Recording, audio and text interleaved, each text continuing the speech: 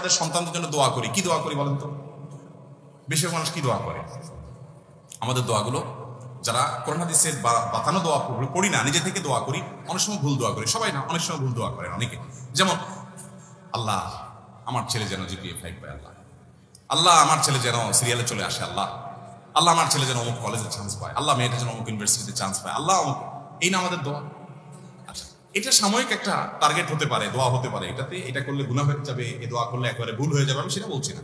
কিন্তু আমি বলছি দেখেন আল্লাহ কি দোয়া শিক্ষা দিচ্ছেন। সূরা ফুরকান আয়াত নম্বর 74 আল্লাহ শিক্ষা দিচ্ছেন, রব্বানা হাব লানা মিন আজওয়াজিনা ওয়া যুররিয়াতিনা কুররাতা আয়ুন ওয়াজআলনা লিল মুত্তাকিনা ইমামা। কি দোয়া! এই দোয়ার অর্থ জানেন? সুবহানাল্লাহ, হায়রান হয়ে যাবেন এর অর্থ শুনলে। আল্লাহ সুবহানাহু ওয়া তাআলা বলছেন তুমি দোয়া করো, ওয়াল্লাযীনা ইয়াকুলুনা রব্বানা হাব লানা মিন আজওয়াজিনা ওয়া যুররিয়াতিনা কুররাতা আয়ুন। এইটুকু শুনেন, মানে কি? হে আমার রব, আমার সন্তান সন্ততি, আমার জীবন সঙ্গী সঙ্গিনী, স্ত্রী স্বামী, নারী পুরুষ একে অন্যজনের জন্য দোয়া করবে, আল্লাহ এমন সঙ্গী জীবন সঙ্গী দান করেন, এমন সন্তান দান করেন যারা আমার চক্ষু শীতলকারী হবে। কি হবে? দেখেন, চক্ষু শীতলকারী হবে, এই কথার মধ্যে সব চলে আসছে। পৃথিবীর এমন কিছু নাই যে সন্তানের জন্য আপনি চান নাই একটা শব্দে। শব্দটা হলো কি? নয়ন জোড়ানো সন্তান, চক্ষু শীতল করা সন্তান, যারা যাকে দেখলে আমার চোখটা শীতল হয়ে যাবে, অন্তরটা জুড়াইয়া যাবে। এই নয়ন জোড়ানো চোখ শীতল করা সন্তান, এর মানে হলো এই সন্তান এমন সন্তান চাই সব দিক থেকে পারফেক্ট হবে। কারণ আল্লাহ আপনাকে একটা সন্তান দিয়েছেন ফুটফুটে সুন্দর, হ্যান্ডসাম, দেখতে মাশাআল্লাহ খুব সুন্দর, কিন্তু ছেলেটা অন্ধ। আপনার অন্তর জোড়াবে?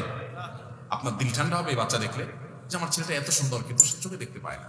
আপনাকে আল্লাহ তাআলা একটা ছেলে দিয়েছেন, না চোখেও কোনো সমস্যা নাই, তার সকল অঙ্গ প্রত্যঙ্গ ঠিক আছে, দেখতে সুন্দর সুন্দর মাশাআল্লাহ, ফুটফুটে, চোখ কান নাক সবই ভালো, সবই কোলাঙ্গ না, কিন্তু ছেলেটার মেধা টেধা কিচ্ছু না, একদম বোকা শোকা, কিচ্ছু বুঝে না। আপনার ভালো লাগবে? আপনার চোখ শীতল হবে এই সন্তানকে দেখে? আফসোস হবে না, আমার ছেলেটা কিছু বুঝে না ভাই। আল্লাহ তাআলা আপনার সন্তানকে সুস্থ রাখছেন, আবার বুদ্ধি শুদ্ধিও দিয়েছেন, দেখতে শুনতেও ভালো, কিন্তু ছেলেটা অমানুষ। কি বলেন? একে দেখলে আপনার দিল জোড়াবে?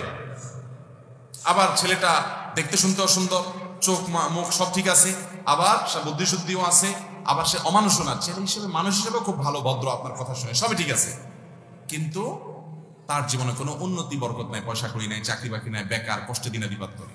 এই ছেলেকে দেখলে আপনার ভালো লাগবে? ছেলের অবস্থা দেখলে আপনার ভালো লাগবে? আপনি এরকম কত পয়েন্ট বলবেন? আপনি 200 পয়েন্ট বলতে পারেন, একটা থাকে আরেকটা থাকে না, আমাদের মন খুশি হয় না যে আমার ছেলের সব আছে, এটা নাই। আল্লাহ সুবহানাহু ওয়া তাআলা এমন এক শব্দ শিখিয়ে দিয়েছেন, কারণ আল্লাহ তো জানেন যে কিভাবে দোয়া করতে, নিজেই শিখিয়ে দিয়েছেন, রব্বানা হাব লানা মিন আজওয়াজিনা ওয়া যুররিয়াতিনা কুররাতা আয়ুন। আল্লাহ আমার জীবন সঙ্গী, আমার সন্তান এমন দান করেন যে তাকে দেখলে আমার চোখ, আমার নয়ন কি করবে? শীতল হয়ে যাবে, জুড়ে যাবে। তাহলে চোখ শীতল হওয়ার জন্য সব দিক থেকে পারফেক্টনেস থাকবে, তবে সব দিক থেকে, মোটামুটি সব দিক থেকে আমার সন্তান দেখে যেন আমার ভালো লাগে, আপনি সেরকম সন্তান দান করেন। দেখছেন দোয়ার আদব আল্লাহ তাআলা শিখিয়ে দিয়েছেন। উল্টাপাল্টা দোয়া না করে সুন্নাহ সম্মত মাসনুন দোয়াগুলো আমরা বেশি বেশি নিবেদন করবো। আল্লাহ আমাদের সবাইকে তৌফিক দান করুন। আমি আমার বুঝগান হাসি থেকে এই দোয়া পড়ি, রব্বানা হাব লানা মিন আজওয়াজিনা ওয়া যুররিয়াতিনা কুররাতা আয়ুন ওয়াজআলনা লিল মুত্তাকিনা ইমামা। সবাই আমল করবো তো ইনশাআল্লাহ।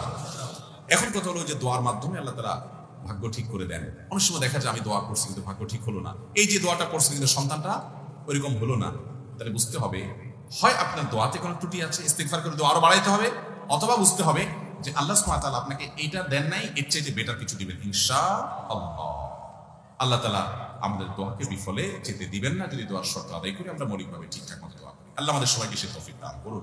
তাহলে তাকদীরের প্রতি ইমানের গুরুত্ব আমরা জানলাম, তাকদীরের স্তরগুলো আমরা জানলাম, আল্লাহ রাব্বুল আলামিনের কাছে আমাদের তাকদীর, আমাদের আল্লাহর ফয়সালা আমাদের জন্য, এটার জন্য ভালো হয় কিভাবে আমরা নিবেদন করব, কিভাবে আশা করব, কি আমল করব, কি করলে আমাদের ভাগ্য সুপ্রসন্ন হবে, সৌভাগ্যের অধিকারী হব, সে আমল জানলাম। এর বাইরে দুরূদ বেশি বেশি করে পাঠ করা, ইস্তিগফার বেশি বেশি পাঠ করা, এগুলো সৌভাগ্যের অধিকারী হওয়া অন্যতম একটা পূর্ব শর্ত।